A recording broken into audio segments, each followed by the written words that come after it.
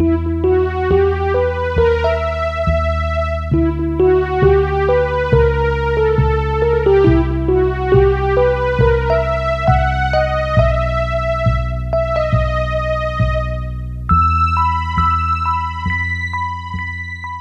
following is a fan-made chapter reading of the Pale web serial novel by J.C. McCrae. The original text can be found at palewebserial.wordpress.com. If you'd like to donate to the author, please go to patreon.com/wildbow. Thank you for listening.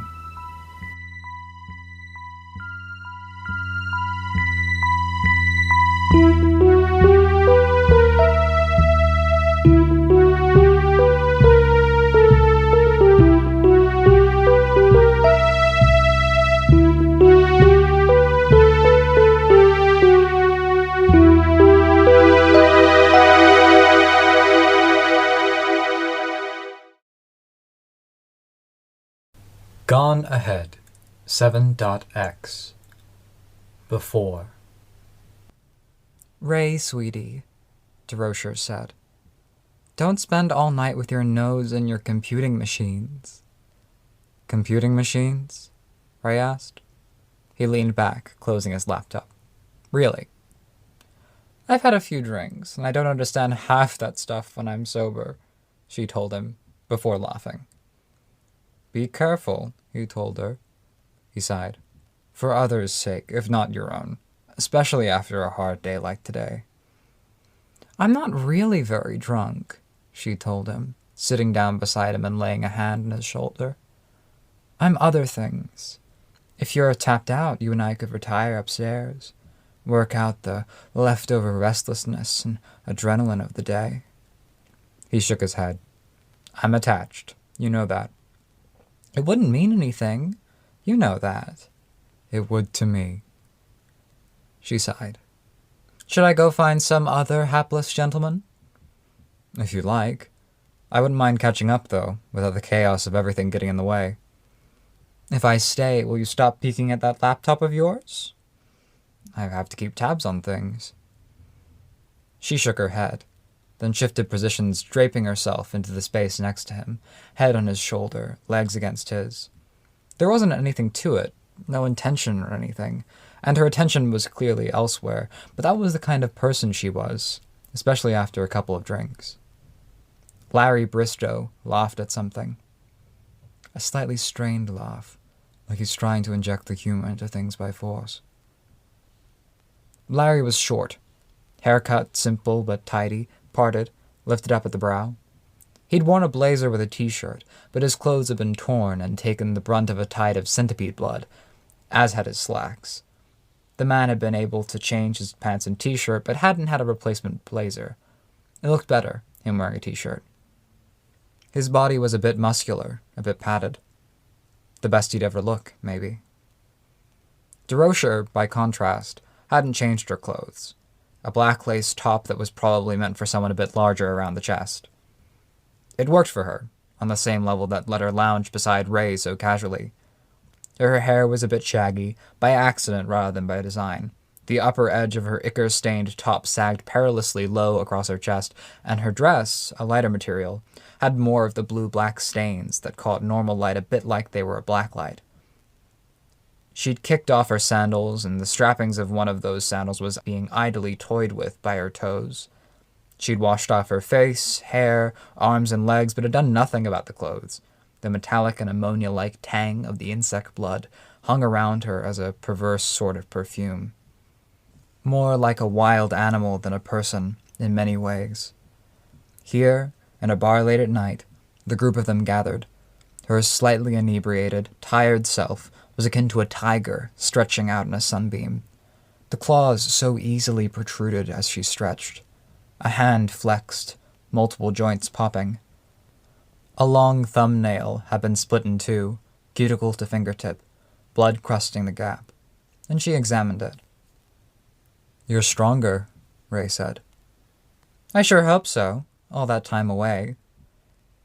"Seems like every time you go away you get twice as strong. Anything interesting come of it?" "Yeah," she said, and she smiled about as wide as was possible, while her gaze was vacant, like her mind was very far away, or she was looking at something that wasn't in that bar. We got bored. We went into its den. Of a primeval. She nodded, still smiling, gaze unfocused but generally aimed at her thumbnail. Her gaze clarified, and she met Ray's eyes. Itty-bitty one. Type 7E about. Complex. Complex? The locals were wondering where their goddess got off to. My suspicion is that it found her, or she went after it. They got embroiled in a battle to the death, and it subsumed her. Bits of goddess mixed in with a carrion beast from eons before eons existed. The 7E was a shorthand, initially joking, that DeRocher had started to take seriously. Elephants. Each E was about 6.5 tons of mass. That's 7E, a little over 45 tons. A sliver of primeval, with the mass of a bull, could kill a lot of practitioners. Primevals sat comfortably at a tier where gods, angels, demons, and the highest spirits dwelt. Things that could be contained, but never truly defeated. Ray put up a hand. She looked at it, bewildered. You know what a high five is, he told her. It feels like decades have passed, she said, grunting as she sat up. She gave him a high five. I want to get high, get drunk, drag some guy back to my den so I can demolish the hardest parts of them with the softest parts of me. Louisa Crow choked on her drink. Mooser laughed. I'm noticing you use the same terminology for your lair and the lair of the beast you were hunting, Alexander commented. I have no comment on that specific coincidence, DeRocher said. Some people ask not to be bothered until they've had their coffee. Well, I don't want to be bothered until I've had my vices and deciphered my new find. I don't know if I should feel sorry for this hypothetical guy you're dragging back to your den, or if I should be envious, Alexander said. He leaned forward to stub out a cigarette. Alexander wasn't local, but he was at peace here, mellowing out after a triumphant day. Not hypothetical, Alex, Raymond said. Ree gets what she wants. I want to study my new find, but I won't be able to think straight until I've had a bit of what I've been missing all this time. All this time? Raymond asked. It's been less than a year. In a land before time. Isn't that a movie? Larry asked. And a place beyond defined physical boundaries. That's not a movie, Larry said. Make it, Mooser said. I have some funds if you need startup. At a high markup, Larry retorted. No thank you, and I'd have to move just when I'm getting things underway in Winnipeg. Too bad, Mooser said. I've been looking for a creative project. Louisa? Only if I get a part in the film, Louisa told him. They were all so different. Raymond wanted to relax, but he couldn't feel secure until everything had been checked over. The Deus Ex Machina they had defeated and captured was still in holding, being file-checked, and the power would have to be parceled out. Or, better yet, Raymond would work out a system to ensure that each person got something equivalent in power. Trying to butcher something like that into its individual pieces was a task. Mooser and Louisa looked like they held themselves a bit above this space, may never have normally come to a bar like this. Mooser was well-dressed, his clothes and accessories expensive. The dynamic there was almost entirely the family he came from. His dad had delegated him to act on behalf of the family, and Mooser had been happy to get a chance to escape.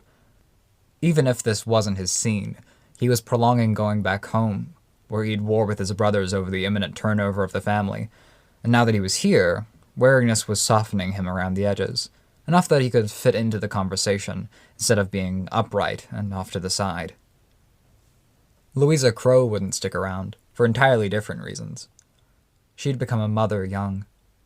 She had to get back for her kids. Her entire life was divided into stark roles. That she was relaxing here was a thing she was doing that would have no relevance at all to her place in the dynamic. Or her lack of place, really. DeRocher was physically exhausted, but mentally, she tended to come away from the encounters with the scariest and largest others energized, wanting more.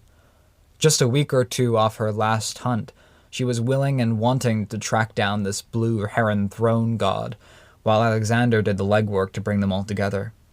She would sleep only with the help of drugs, drink, and more physical exhaustion, and she would wake interested and alert, wanting to research. The least human any of them knew. Larry barely seemed to care. That was his strength and weakness. Every challenge was something fleeting, before the next thing. It took a lot to get him to flinch, and it had worked for him up until this point. A danger when facing a god was that any respect afforded was power handed to the god, with a direct connection to the person giving that sentiment. Larry and Durocher occupied a similar space in refusing to cede any ground. It had mattered. And now, for him, it was a night like so many others. Drinking, being a touch boorish, wheeling for attention, respect, and gratification. And Charles! He hadn't even gone into the structure. He had only sent help and promised to look into rescue if they couldn't leave. But they'd invited the man to celebratory drinks.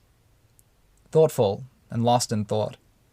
He was hard to get to know, and much of that had been done not by reaching out or studying him, but by studying what he offered and what he asked, when he finally decided what he could ask that might be a good question.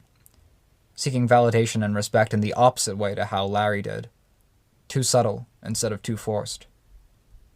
"Charles," Larry said, "what would your role be if we collaborated to make a film?" Well, you know, I'm a crook," Charles said. "I could supply actors and actresses, others." "Don't discount the crookedness. The closer you get to high society, the more you realize how many of those are up there," Musser said. "Crooks make things happen, because systems are so broken and convoluted that they logjam otherwise. I'm not that kind of crook. I don't have any desire to be part of high society." "What's wrong with you?" Larry asked. Charles looked bewildered. "I mean, I'm not a threat. I'm willing to help, but I know how cutthroat practitioner society can be, and I imagine Hollywood or any other high society is the same. I'd rather keep my throat intact." Bristow laughed again, forced. "What about being wealthy?" "No, seems like a hassle. That's not very high on my list of priorities." "I wonder if you've just broken poor Larry's brain," Durocher said. There was light laughter. Charles wore a rumpled men's overshirt over a black tee, was relatively clean-shaven, considering they'd had a long day, and didn't really style his hair. The man was quiet, and looked simultaneously older and younger than the group here. Chronologically younger, but he had an attitude and atmosphere that conveyed more. A bit more melancholy. Which seemed to work for some. As others had come through the bar, 2 ladies had started up conversation with Charles. 2 had gone to Alexander, and none with Larry. Raymond hadn't received offers either, but his proximity to Durocher was probably a factor in that, as was the t-shirt with the cartoon character on it, and the headphones he had around his neck. Musser, standing next to Louisa, probably played a part in the man only getting 1 offer. On another night, without the false signaling, he would have beat them all. "What do you want?" Musser asked Charles. "If you'd asked me a year ago, my answer might have been the same as Larry here," Charles said, eyes downcast, gaze sinking into his drink. "I've got a little trinket for time travel in my collection," Larry said.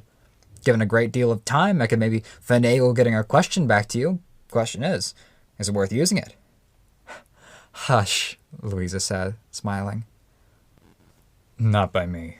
I'm a minor player, very much on purpose," Charles said, his voice taking on a bit of a grumble until he sat up straighter. "There's a more comfortable territory that a practitioner can sit in. No greed, no ambition, not so minor they're vulnerable, not so big they have others wanting their position. I've tried to stay in that general area as of late." "There's something wrong with you," Larry said. "Part of flying under the radar might mean me leaving before there's too much attention pointed my way." Stay, Alexander said. "Really, I'm sure you have stories to tell, or anecdotes to share. Those things are important." "I'm not sure what I would share. You guys know my history, but actually sharing parts of it." "Share," Alexander said. "We're open-minded. War stories, perhaps? First big wake-up call. First other that was out of your league, or closest to being out of your league." "This sounds like a trick question," Durocher murmured. There were some chuckles. Alexander leaned forward. I'll start. Before our recent machine god, the blue heron on his throne, it would have to have been a hangmaiden.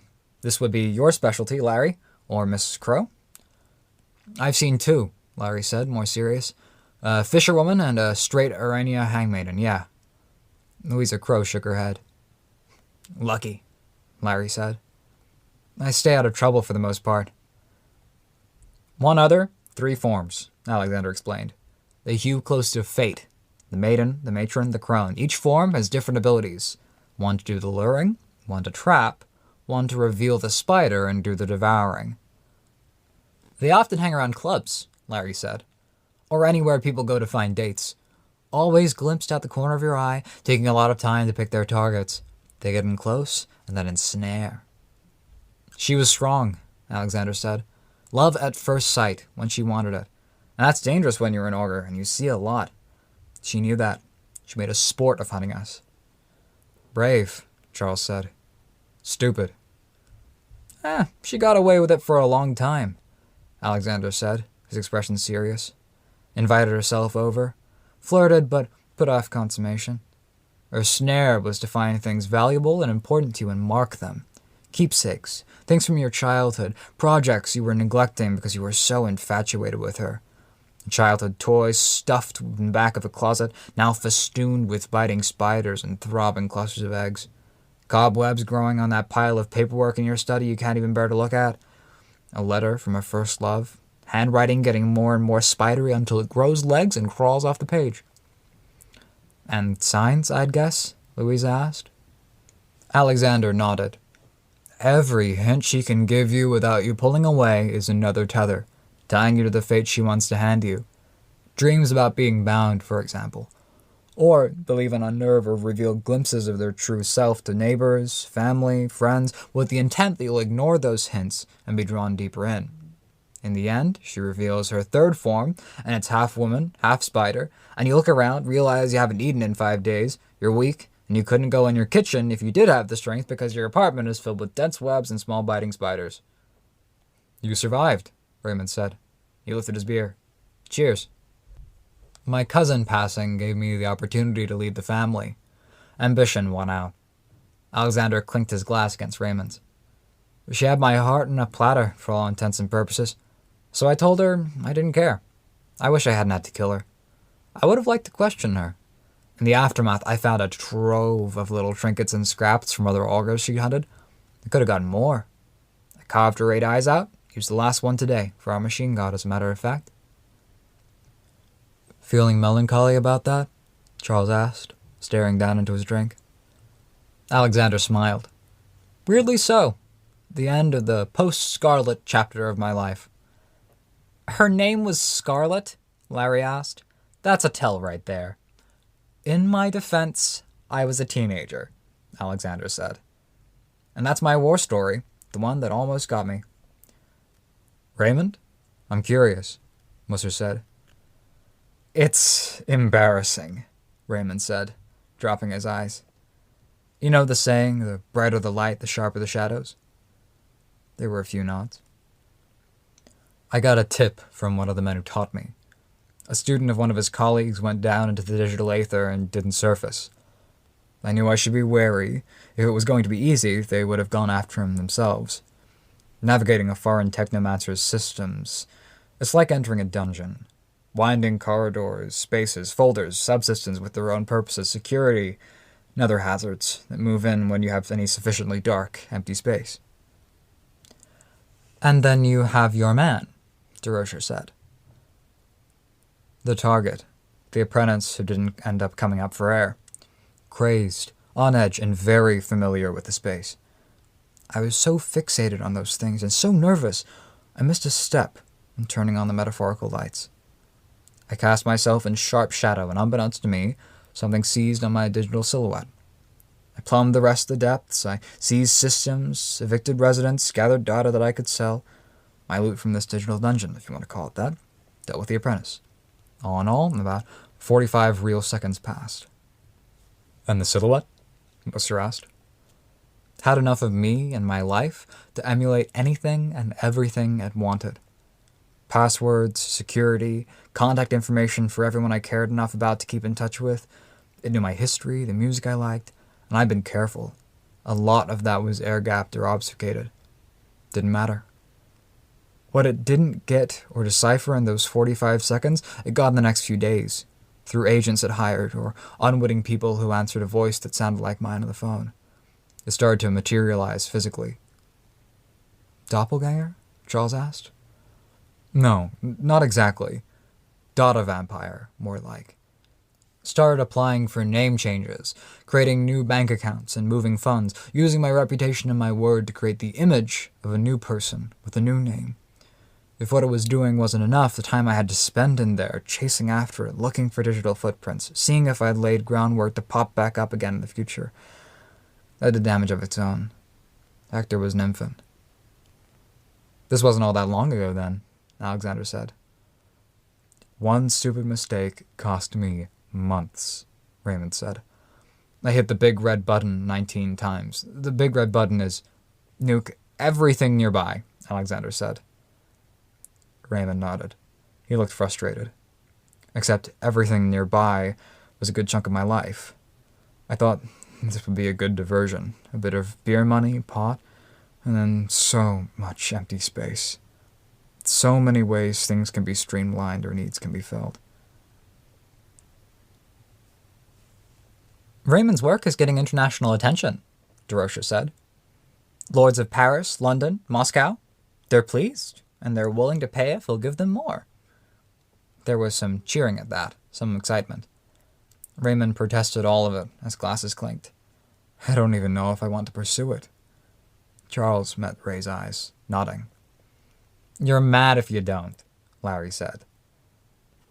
I want to curl up with my wife and kid and watch cartoons. Put Heck to bed, and then smoke up and bore my poor wife about technology and pretend to be annoyed or bored while she tells me about teaching kids.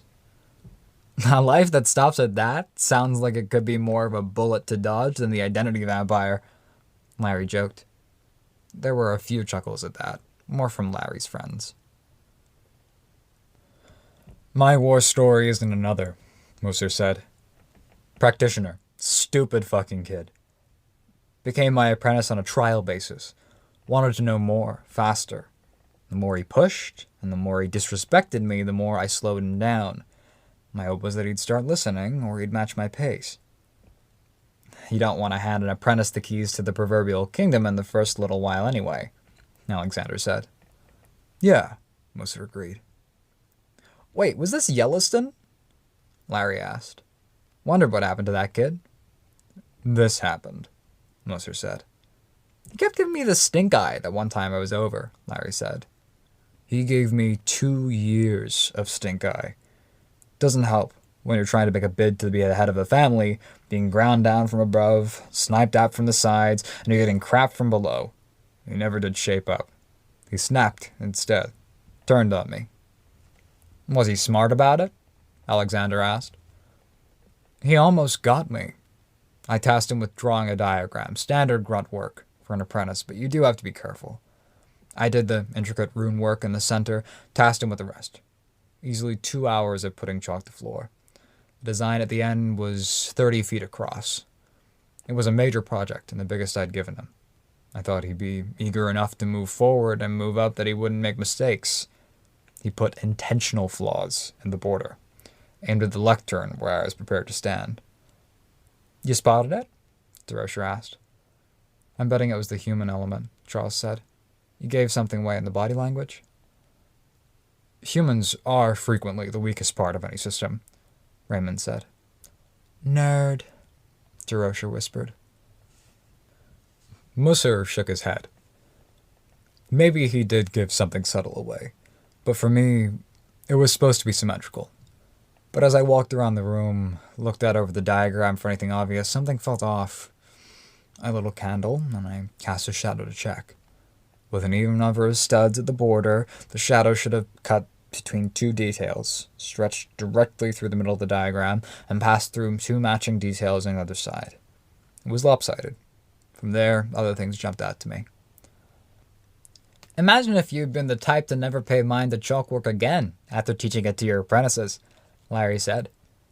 You have to stay brushed up on the basics. That was a factor, I suppose, Mercer said.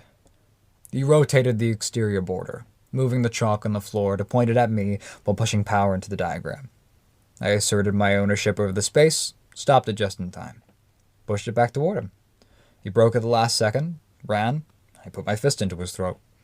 While he sputtered and choked, I pointed the diagram at him and let him have what he planned for me. Now he's a stain on the wall, the vestige of his former self, aware of things, but dim. You should go right home and let him go, Mercer, Louisa said. Her expression was troubled. I don't like to discard resources. I could have use of the vestige later. He doesn't deserve that. The power that be do like eyes traded for eyes, Larry intoned, looking at nobody in particular. Louisa looked troubled, like she was going to say something, but she was interrupted. What do you even say to the boy's family? Alexander asked. That he made an error, he paid the price. I noted it looked intentional, suggested there might be justifiable reason for retaliation or sanction if we looked at his phone and did some investigating, and found he'd been given orders. Now you know an investigator trained in these matters, Alexander said. I already know. Keeping the who, when, where, and why up my sleeve until later lets me eventually reestablish contact with the Yellowstone family. Smart, Alexander said.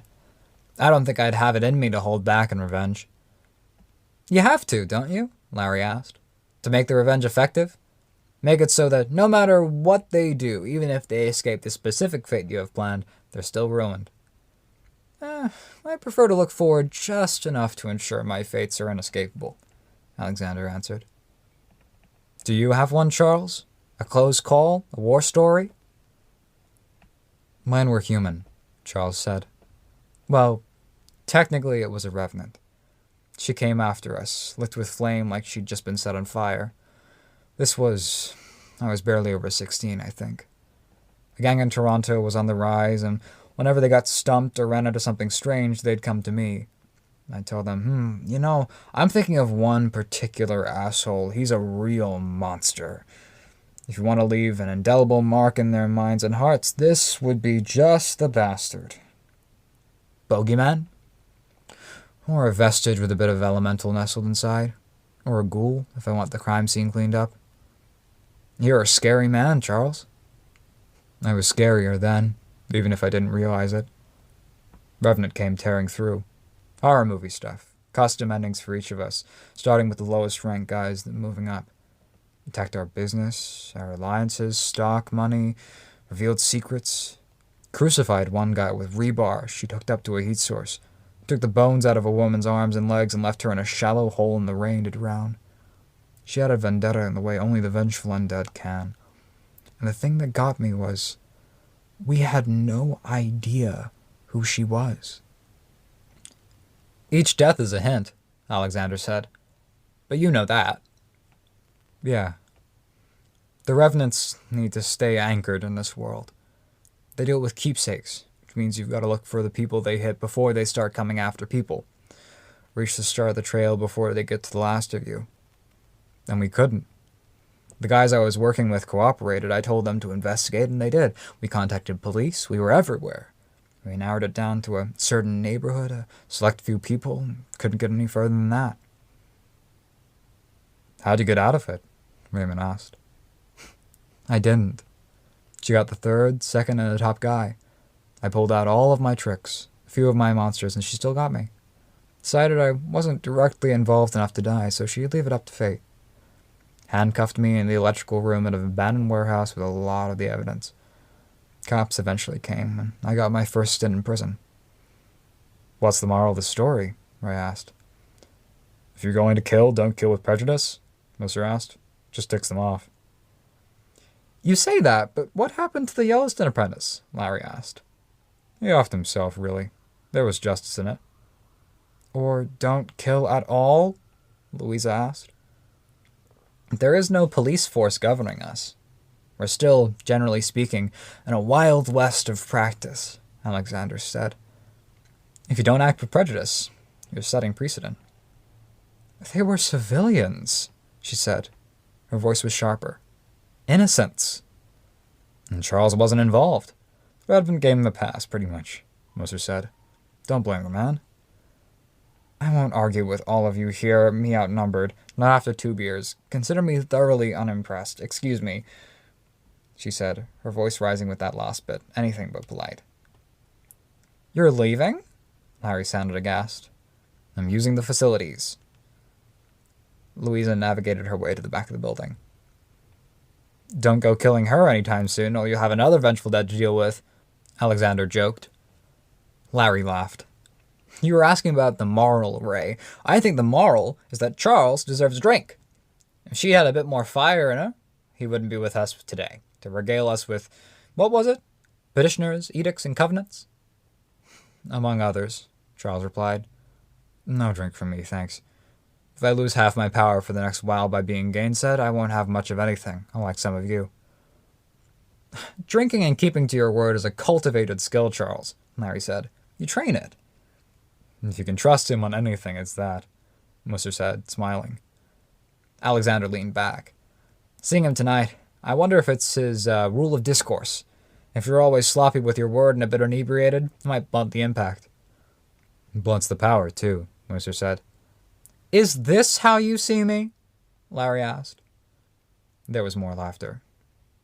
Charles was staring into his drink, and he looked morose. Ray nudged his leg with a toe. Charles looked up. I made mistakes. Should have paid more attention to what I was enabling. They deserved those ends, more or less. Don't be a downer, Charles, Larry said. The only mistake that matters is the one that ends you. The rest are chances to learn. Louisa emerged a bit too fast to have actually used the facilities. Her face was wet, like she'd rinsed it. She paused at the bar. Alexander watched her. Charles, Larry said, when we were mid-job, you mentioned those special others. Loose category, Charles said. Are we really going to talk shop? Moser said. Please, Alexander cut in. Unless Mary wants to share her horror story? She shook her head. None I think worthy of sharing that you don't already know the details of. Then I'll share what I know, Charles told Larry. Others, bound by rules, get certain leeway. If they must ask questions or must do certain things, like a revenant having a very specific path laid out before it, that's in our analogy of a bank heist, it's the drill. It's more solid, has more force. Can that apply to people then? Larry asked. Certainly does, Alexander answered. Practitioners as well. Louisa returned, taking her seat, but her phone started to ring almost immediately. Alexander, situated so Moser was between him and Louisa, sat back, his eyes flashing gold as he turned on the site. Raymond, too, opened his laptop, checking again. God still bound, and the nearby phone call? Yeah. Yes, okay, thank you, Louisa said. She hung up. I'm going to go. What a shame, Moser told her. Back to the kids? That's the intent. Good work today, everyone. Raymond? Your dues will be delivered soon. We need to do this more, Alexander said. Do you notice the catch in our stories? Is this important? I'd like to return to my children. It's that we're very strong when we're united. It's when we're alone and we're interacting with dangerous forces, be they practitioner, other, or man, that we find ourselves at risk. Which is a roundabout way of saying, I've enjoyed this, more than I've enjoyed myself in a long while, and we should do it again. No hard feelings if you can't get away from the kids, Raymond said. Alexander arched an eyebrow. These things get harder and harder, Louisa said. She wasn't talking about getting away from the kids. The age difference is too much for a play date, isn't it? Raymond asked. Louisa nodded. Take care. I will. You too, Raymond. Give an extra kiss to, Hector. Or Heck, affectionately. Louisa nodded. Kiss Heck for me, then. Bye, all. They said their goodbyes. Louisa pulled on jacket and scarf, then ducked out into the cold. I suppose we scared her off, Alexander said. That call wasn't from her family. She asked the bar to call, Raymond said. It's fine. Let her go. Let her enjoy her family. She's a resource that may yet be tapped, Mercer said. Larry nodded. But for what? Alexander asked. Mercer shrugged. You're lined up to become head of the biggest family here, Alexander told him.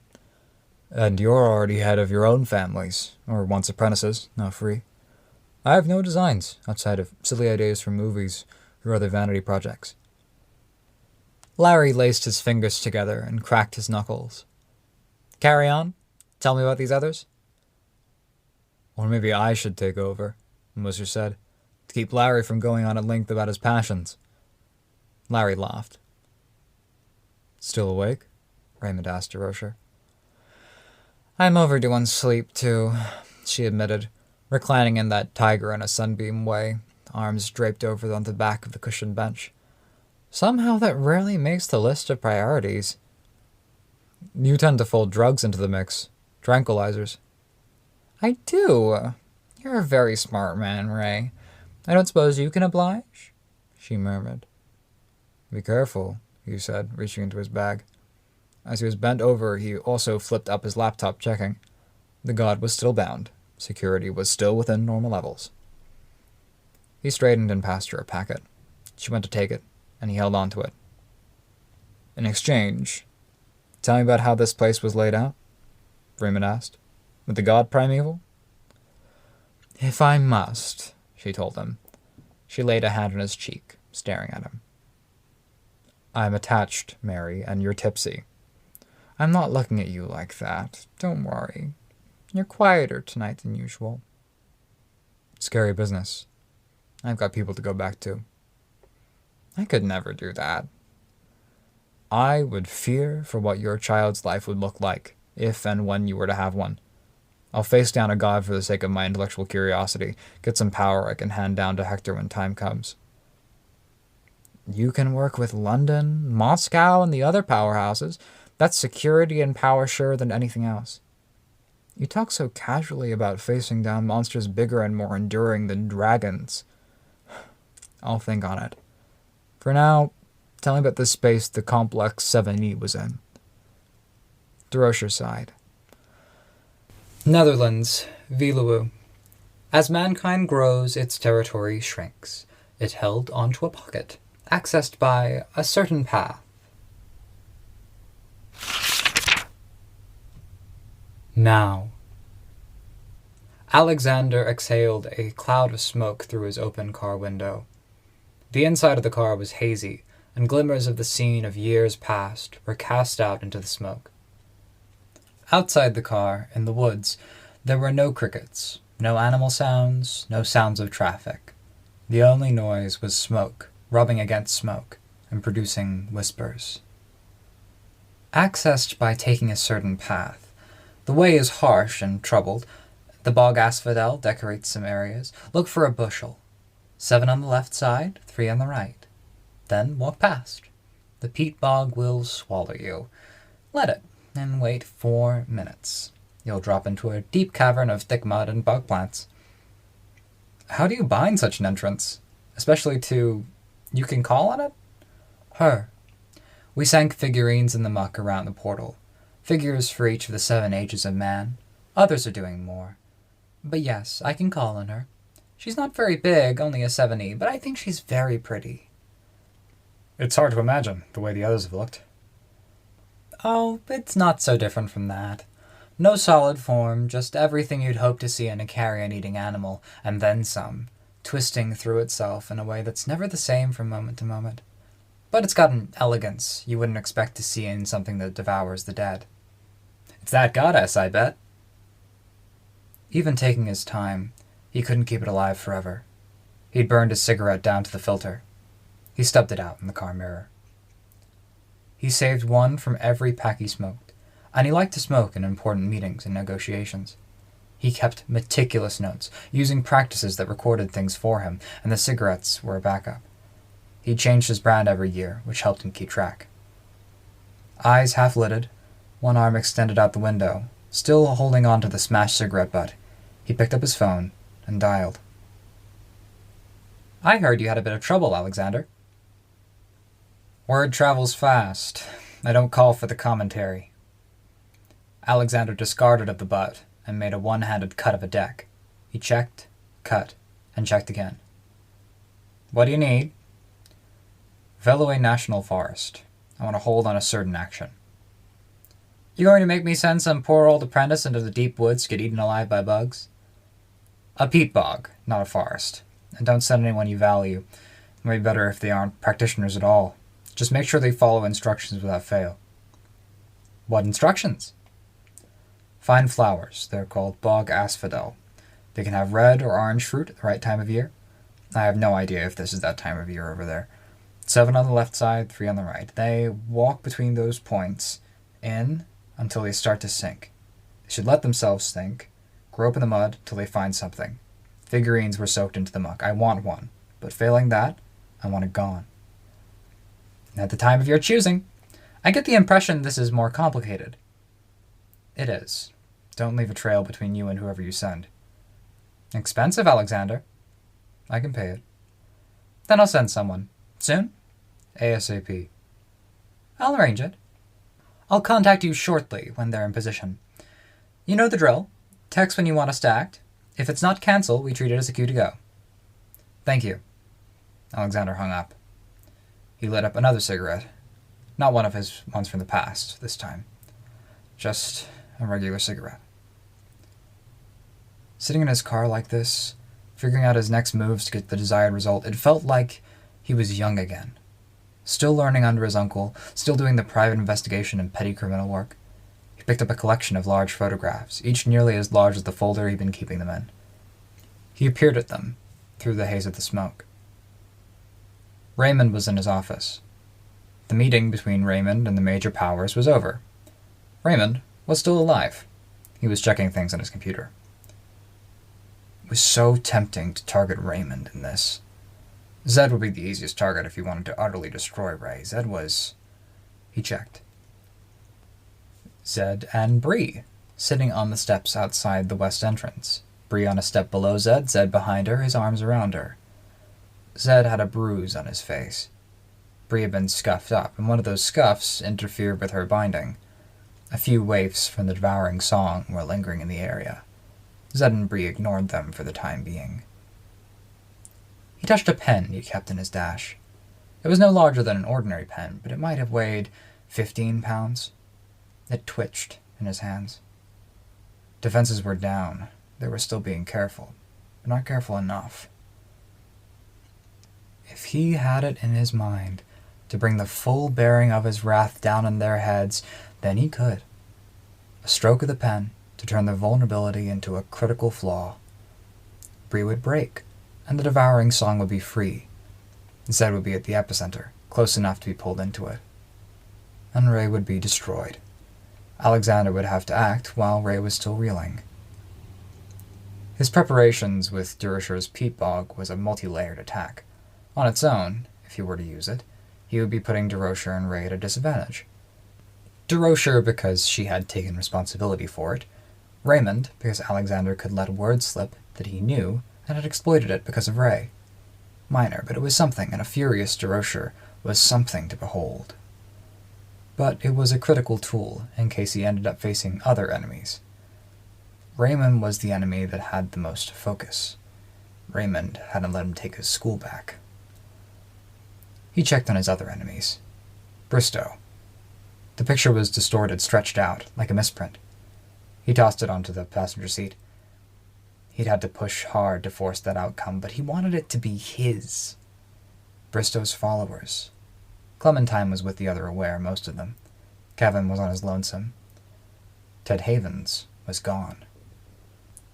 He exhaled cigarette smoke he'd been holding onto, directly onto the black and white photograph. He turned it over, while it was still obscured, and touched his hand to it. "Inscription," he said. The smoke cleared. There was writing on the back. Clementine Robert John and the Sergeant Hall Aware discuss how they weren't truly themselves. He gave it a shake, and the inscription disappeared partway through. The scene changed slightly too. He tossed that onto the passenger seat, where it joined Bristow's. Sergeant Hall. The picture was distorted. Another misprint, but it was more like 2 photographs had been taken in quick succession, or 1 photograph taken in the midst of an earthquake. He couldn't use too many calls for inscription, and he'd already had some information from Y.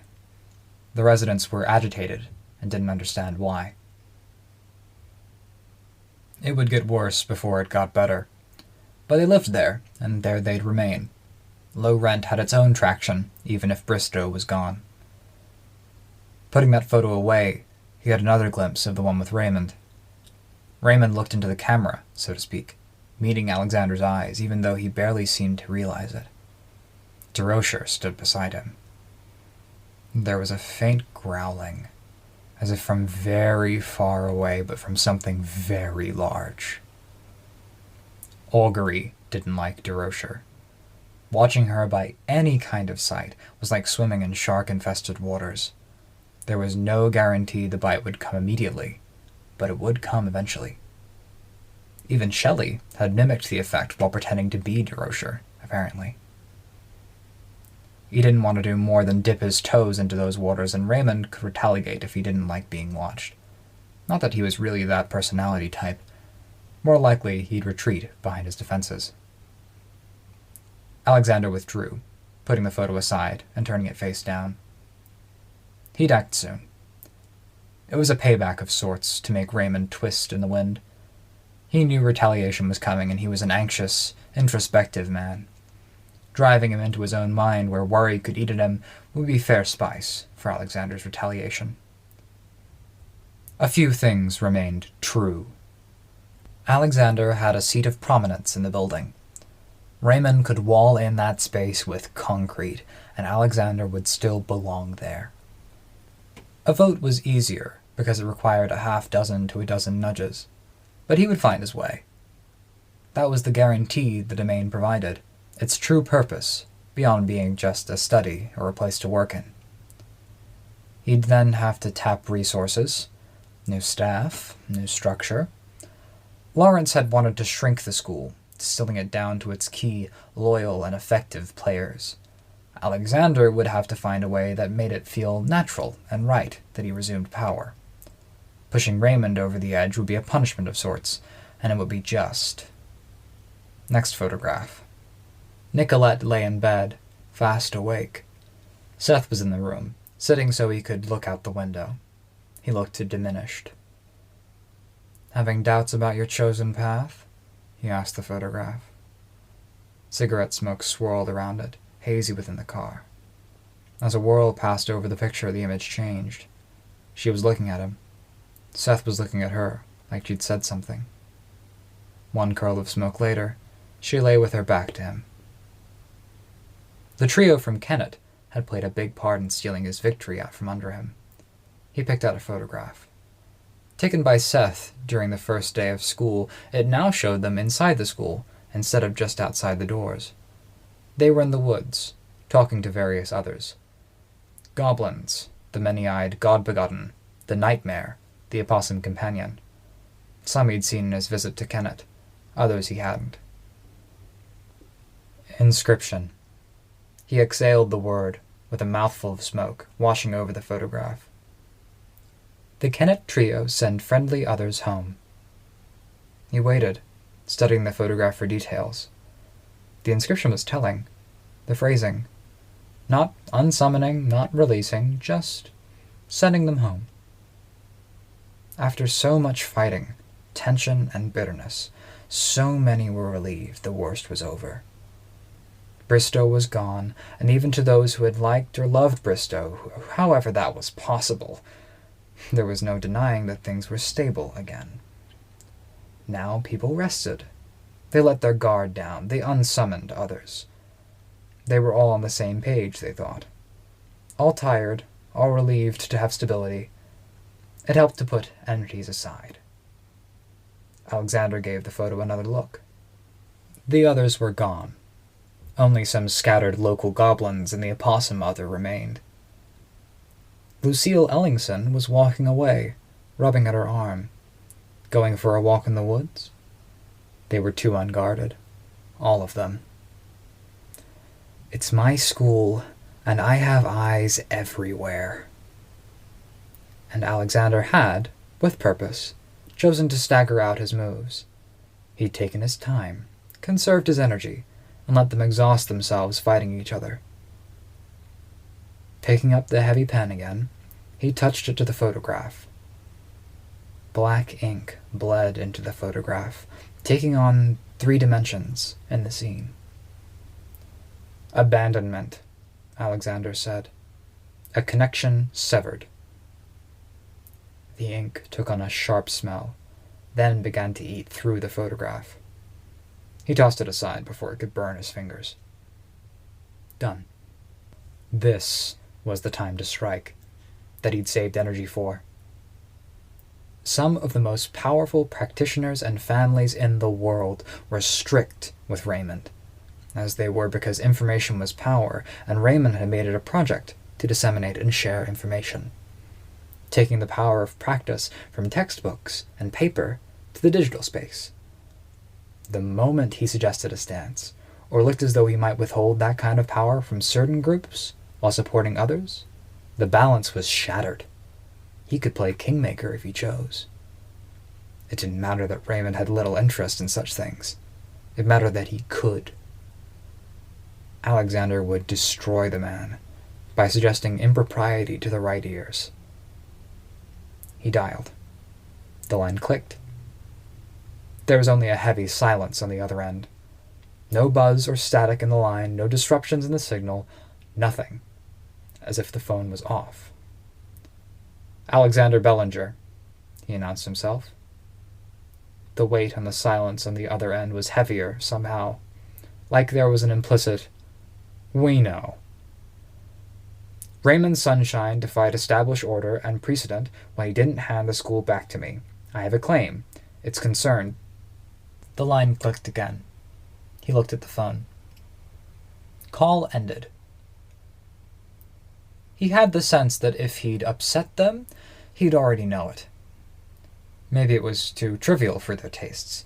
They would discuss it internally, hand it to the certain people lower in their internal structure, and it would make Raymond Sunshine week far worse. There. Done. Easy. Ray had to know what he was doing. This would be a taste. The bell that hung from Alexander's rear-view mirror dinged. He had to reach up to touch it and silence it. The heavy, cricketless, windless silence pressed on outside. Only a few enemies remained unaccounted for.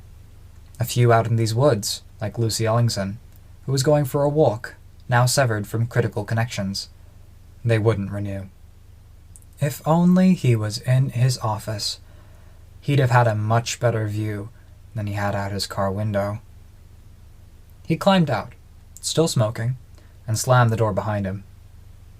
That chime hadn't felt like a chime that fit the Kennett trio. Too sharp and too heavy. One enemy remained unaccounted for, and he didn't have a good photo of the man.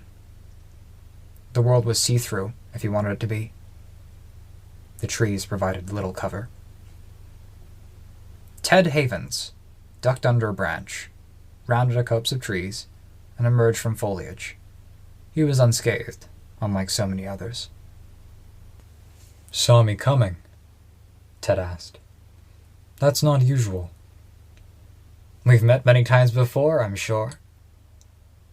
"Less than you'd think. You, like Lawrence's colleague, DeRocher, you kept out of the way. As if you saw me coming, and slipped away before I could do more than glimpse you." "What are your intentions?" Alexander asked. "I don't know, but this feels like the most important place to be." "I'm touched. To help me or to stop me?" "I don't know yet." "Why does it feel like you're similar to me?" "Well, because you have experience. You can look to the past, and there's more to your past than in many family lines, start to present." Ted nodded. "I look forward." "Ah. People are usually more shy about outright telling me these things." "There are loopholes. Lawrence went to great lengths behind the scenes to keep all of you innocent. He made it hard for details to stick in your mind. You in particular might find that frustrating. Deciding what memories and experiences to hold on to when a brain can only store so much was difficult. You're right. I hate the idea of that being tampered with. You do know that Bristow latching onto your idea about saving the world in the future, that was only bitterness, an effort to get people to care about his passing. Yes. But I think he would have come to believe in it with the right guidance. You would have found it hard to guide while directly under his boot heel, I think. I'll tell you now, I can't do what he did and keep you innocent. Not as easily. I don't think I'm your vision of a saved future. I came to see. Your eyes are too cold. Alexander pulled in his cigarette, then exhaled. The world is full of monsters, Mr. Havens. I know, believe me. Oh, I believe you know some. I just don't think you know the extent of it. You don't want to, because then you might falter. Could be. Some of these monsters, despite deals and arrangements, rules set down from on high, they prey on people. They steal children and butcher people who stray too far from civilization. And they do it, they can do it, because of certain loopholes. Dead men tell few tales, and the tales they do tell don't reach the people that matter. Leave no witnesses, and the deed will be forgotten. Some of them are very good at this. The ones that aren't being pruned away. This is your loophole, Alexander? You intend to try and kill me? Remove, not kill. I made a deal earlier. A deal? About a place outside of your reckoning. By your own admission, you weren't able to get a bead on Mrs. DeRocher. No. Something about her always unnerved me. Sisyphus, Alexander said, pulling out his phone. I have another rock for you to push uphill. Smaller, but complex. What are you doing? She caged one, Mr. Havens. She toys with it, uses it, and I, Alexander touched a button, am prepared to release it. I have other countermeasures and plans. You can try to fight me and stop me. I don't think it will go the way you wish.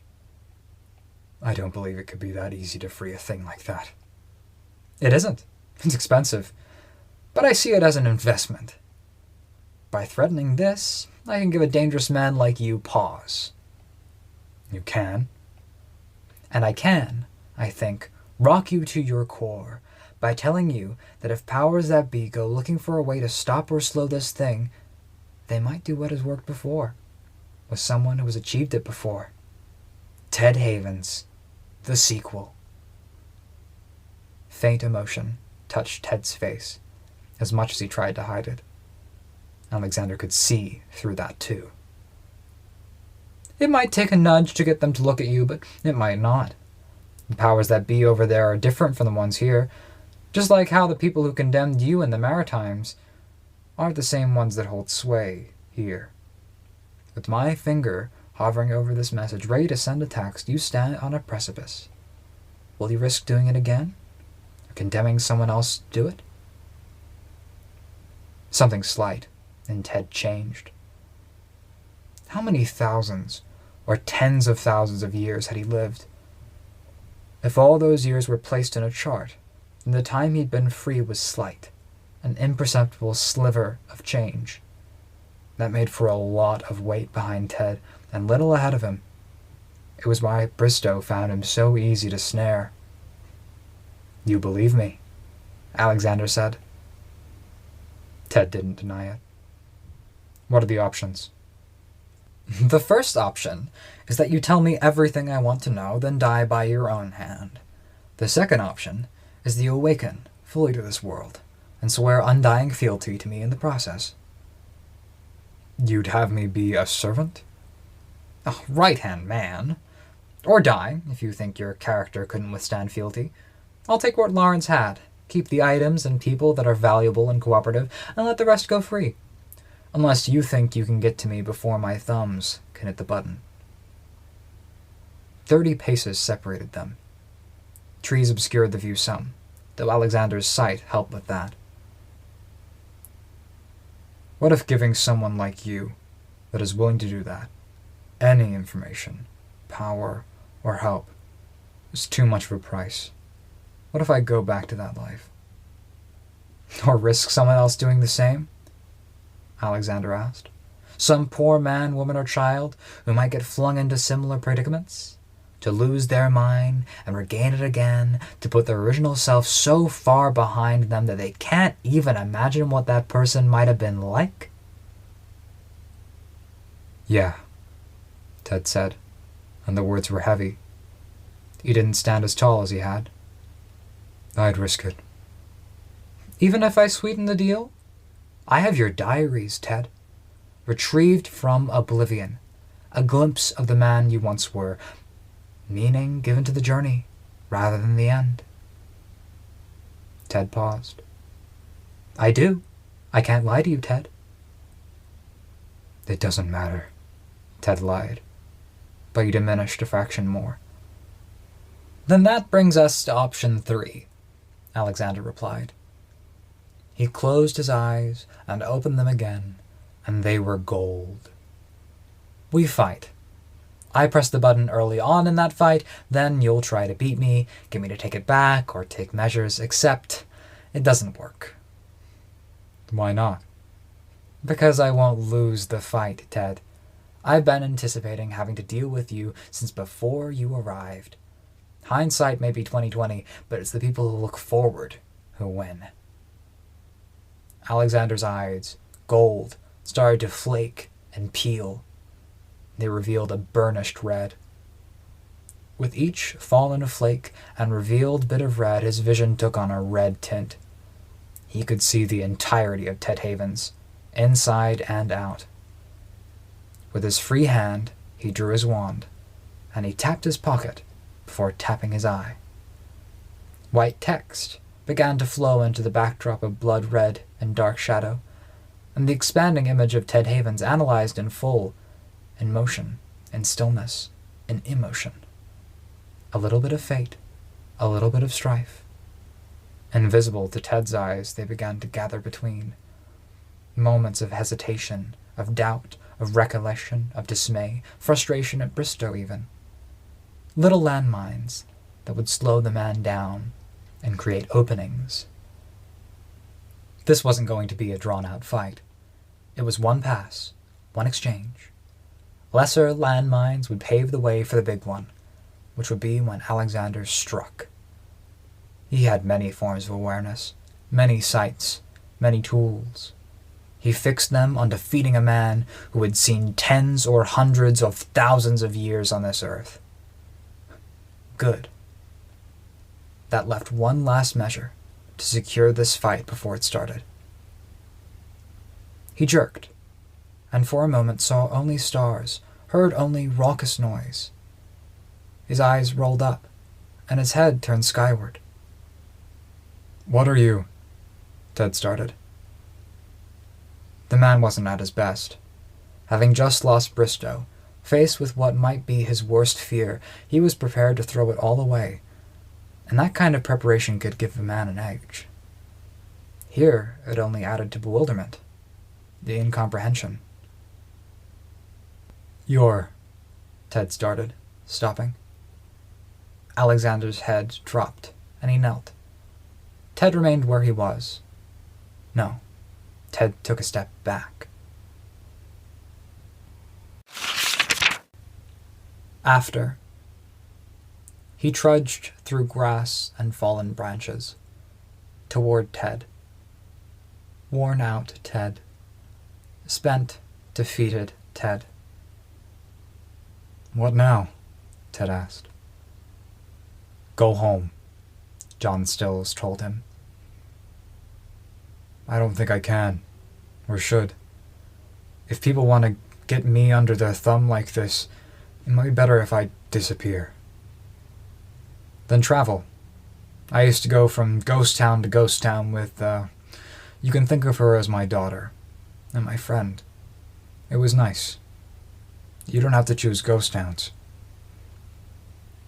Ted sighed. Consider yourself free. I don't like freedom, Ted answered.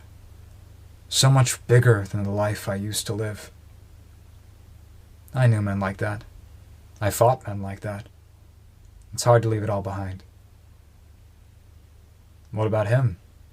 Ted gestured. John didn't turn to look. I'd appreciate it if you didn't mention my part in this. According to him, you saved my life. He was going to beat me and then kill or enslave me. Yep. Yeah. I won't say anything. I could help with the body and the crime scene. Go, Ted, while you still can. Is that a threat? It's a warning. About them. Everyone who could chase you. Ted remained where he was. He took a deep breath, staring, then sighed. John remained where he was, watching Ted, until Ted finally looked away. His head turned away, first, then his body followed, as if the scene had a hold on him. John didn't move until the man was gone. He wiped his gun down with a cloth, then holstered it, wet the cloth with his water bottle, and then wiped his hands. Which one of you was out there? He asked the woods. Branches and leaves rustled. His head, Lucy said. It's gone. Cracked open. She sounded so much like a kid. John walked, long, quick steps, until he stood between her and the body. He put a hand out to steady her, to keep her from pulling away or moving to a point where she could keep looking. You didn't need to come. Didn't I? Toadswallow, he asked me. He asked me if I knew what summoning you to the BHI meant. This was not you. He asked, and I nodded because I knew it might be a thing. And Avery nodded, but I don't think she got it. And Gashwad said it would be violence, but you said, back when we were negotiating with Alexander the first time to free Avery.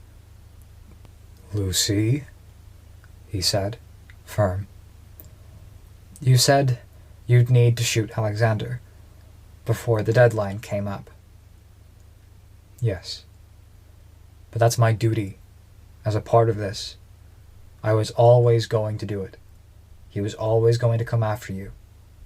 You summoning me did nothing to make this happen and only let me act to stop him before he could retaliate against you in any meaningful way and to let me protect you in the meantime.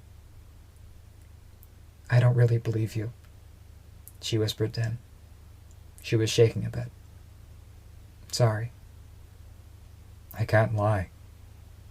And I can't believe you that I have so little responsibility bringing you here when I know deep down that this was possible. It had to happen. I know, I really do. She broke off. Her voice, already shaky, became a tremulous whisper. John, I think he's still alive. John pushed Lucy behind him as he turned, drawing his gun. He stared for long moments at a man with a head that had cracked like an egg. Large caliber bullet. He'd waited, used extra senses about war and conflict to determine the moment Alexander might be more distracted or have the most senses turned away. And then he'd fired. He's not, Lucy.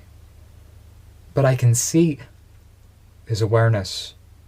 He set powers in motion and extra forms of sight and analysis, observation. It'll keep going until the power runs out, even though the man is deceased.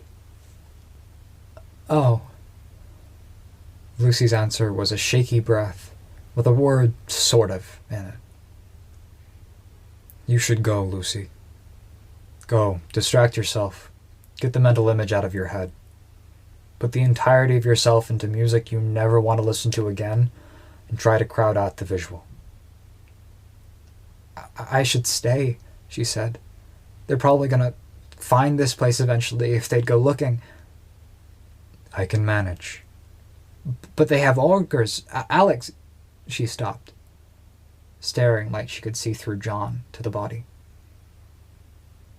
Lucy. Alexander taught us that if you use augury a lot, it gets harder to get a signal the more times you try. If I get some stuff off of him and from his car, I can create a lot of noise. Hide that you were here. Not your responsibility. It protects Kenneth, she said. She was still shaky, but she stepped back so she could meet John's eyes. That's my responsibility. I wouldn't have shot him if I'd known you'd end up here. She shrugged. Don't look anymore. Sit with your back to a tree. You can do a lot of what you need to do while there. I'll bring you whatever looks useful. Verona would want to keep it, but we shouldn't. No. Okay. He reached into his bag and he got a cassette player. The music began playing. A light, sad rock ballad. Lucy sat, and John remained where he was, watching her, until her head started bobbing. You need me? Musette asked. The ghoul, called by the cassette player. Clean up, if you're up for it. I know it's not your usual meal. I was talking to her, Musette said, pulling off her leather jacket. She tossed it to the ground beside Lucy. That works too.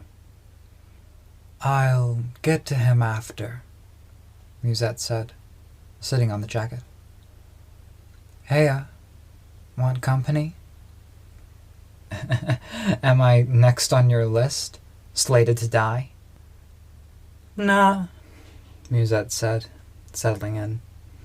Not as far as I can tell. But this is familiar ground for me. Lucy nodded. Talk to me, Musette said, sitting shoulder to shoulder with Lucy. I was thinking about him being my familiar. Yeah? John remained standing where he was. He wasn't sure he was supposed to hear this, but not so much anymore. The air filled momentarily with the smell of acid and ink. He nodded, turned, and got started with cleanup, fishing in pockets for car keys, apparently content to miss the remainder of the conversation. Musette finished her talk with Lucy and sat for another 15 minutes before rising. She cracked her jaw, then set to work. The last practices that gave any awareness of the scene to the body ceased to function, and all went dark. This has been a fan-made chapter reading of the web serial Pale by J.C. McCrae, read by me, viceVersailes, G. Hers. The original text can be found at palewebserial.wordpress.com. If you'd like to donate to the author, please go to patreon.com/wildbow.